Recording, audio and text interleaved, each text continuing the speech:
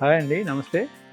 నా పేరు doctor Srikanth Nathani, senior interventional cardiologist, CVR hospital Guntur.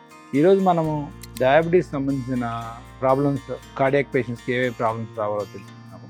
Diabetes మనము చాలా వరకు కంట్రోల్లో పెట్టుకోకపోతే హార్ట్ ప్రాబ్లమ్స్, మెయిన్గా వచ్చే వాస్కులర్ డిసీజ్లో ముఖ్యమైనది కార్డియోవాస్కులర్ డిసీజ్. అనగా కార్డియాక్ సంబంధించిన వ్యాధులు కావచ్చు, లేదా సెరిబ్రోవాస్కులర్ వ్యాధులు కావచ్చు, ఇలా వాస్కులర్ డిసీజ్ చాలా కామన్గా వస్తాయి. సో అందులో ప్రముఖమైనది హార్ట్ సంబంధించిన హార్ట్ అటాక్ అంటాం. సో హార్ట్ అటాక్ అనేది సింపుల్ ప్రాసెస్ అనుకోవడానికి లేదు. డయాబెటీస్ వల్ల వచ్చి ఎథెరోస్క్లెరోసిస్ అంటాం.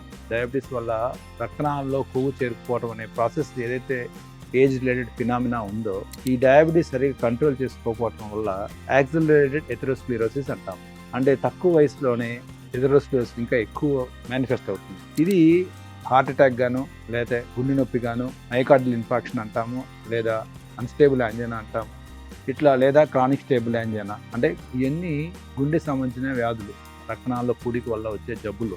సో షుగర్ బాగా మెయింటైన్ చేసుకుంటే ఇట్లాంటివి రాకుండా చూడటానికి అవకాశం.